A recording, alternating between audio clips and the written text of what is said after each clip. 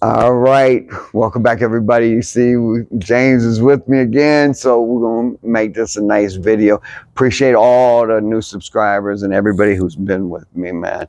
I really appreciate everything.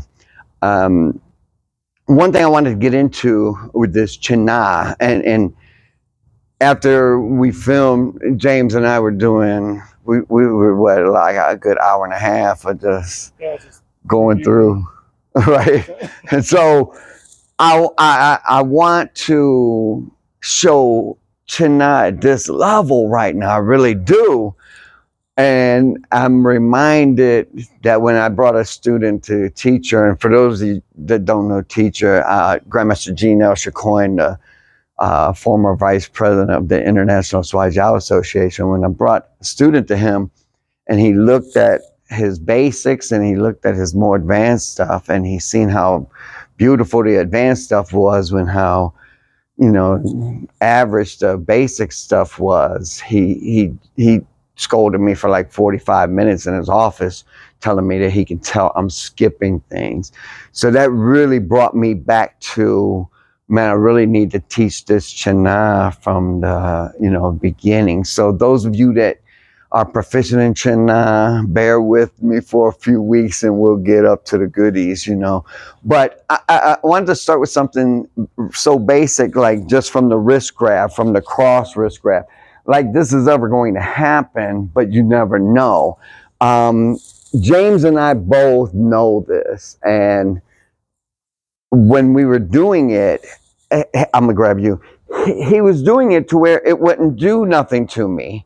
I let go with my fingers, you see. And so if I let go, the pain is not there anymore. It's lost now. So by maintaining and holding those fingers there, that's it.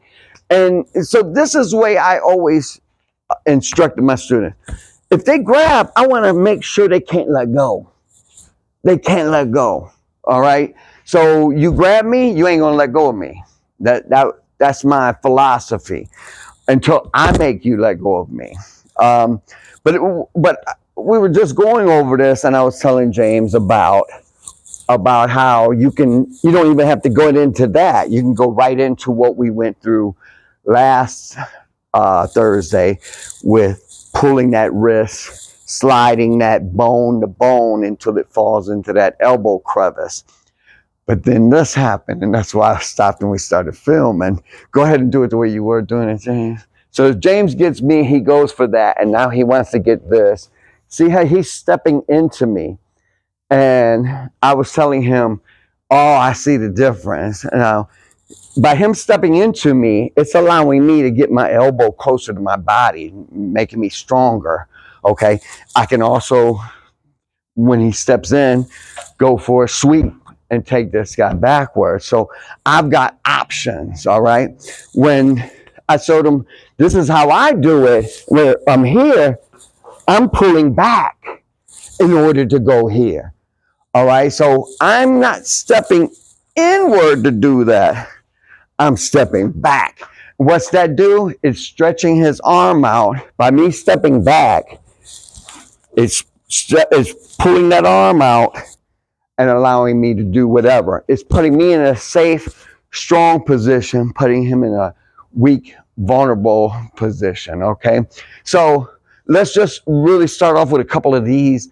I want to get through these quickly because I want to get into the goodies, but I don't want to avoid anything. First thing I have to do is lock that hand down, okay? If I hold him here and I go, let go, James, he can just simply let go. And everything's lost at that point. Step back this way a little bit. But by holding them fingers down, not his palm down, holding them fingers down, I've got him. The wrist bends fine this way. It doesn't bend fine this way. So it's the body mechanics that we need to be aware of and apply. So once again, I get this, I step back because I don't want to be anywhere where he can do a single leg on me. No. When I take you down, just come on in and grab that ankle with you. Yeah, I don't want him close to me like that. So by getting this, I'm pulling, and then I'm going to break, all right, or whatever. How many times we're going to end up in a position like this? I doubt it. We'd more end up here to where if we were grappling or something, maybe he has this arm, okay? Maybe a female or a child would end up with this type of a grab, who knows?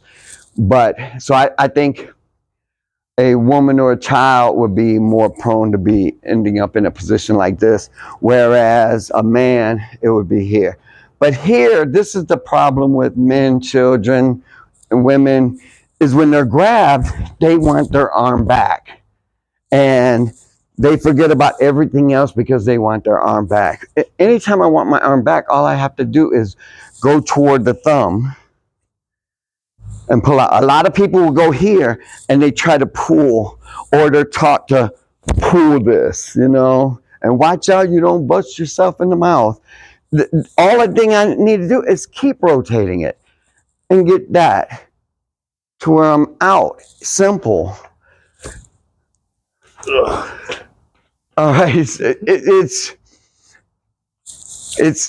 this is where last week we haven't worked on this yet, but here I want to push that palm back to him, but I need to go at the angle. You see how I'm not safe. A lot of people, when they do learn this, and some of you guys might know these, but if I'm here, they'll go here, not even putting pain yet or anything, and then they want to get to the elbow and try to throw the guy down. If I do that and he doesn't have pain, punch me in my mouth. Bam! He ain't in any pain. But if I'm here and I pull, punch me in my mouth. See, he can't punch me in the mouth. All right, so I want to go down and away. That's where I've got this guy. I've got him. Now I'll go to that elbow and I'll follow up and I'll slam him, okay? One thing that Master Son, when I was a little boy, he would always tell me, Stephen, you break three, you break.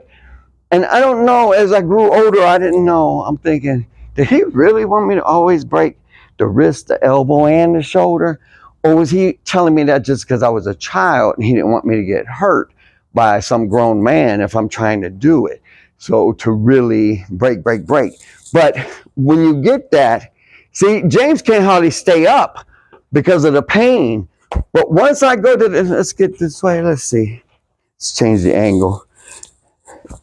Once I get this and he's off balance, now I'm safe to go to this elbow, and I'm going to go here, just like a Tai Chi circle, just like the yin and yang. I'm going to go here as much as I'm going here. All right? I'm ripping. Everything's getting ripped, you guys. So, again, I don't concern myself if he's got my arm. I just think, well, he don't have an arm and I don't have an arm. And he's got two legs and an arm, and I've got two legs and an arm left. That's what I concern myself with, because anytime I want it back, I can get it back. I'm not worried about that, okay? And to teach a child that, to teach your wife that, to where you can even practice where you're grabbing tight, James. It's that simple to get it back out. It's just that simple. So a lot of people want to tug and pull. They want to try to do other things. But look at, if I'm doing this, I'm going up against 4 fingers that are stronger than 1 thumb that I can pull right out of, all right? So if you got someone to work with these 2 Chin Na techniques, the first one, we're here. I'm simply holding his fingers there. It's like an outside crescent kick. I want to press down, stepping back, okay? The other one, I'm grabbing, I pull my hand, escaping, pushing back, and sending his butt flying, all right? So that's it, you guys. Man, thanks to everybody. And if you're not subscribed, log in, subscribe to this thing just by hitting that darn little button. hit the like button, share these, and this whole Chana series is about to continue and get deep, you guys. So thank you so much. We'll see you next week. Peace.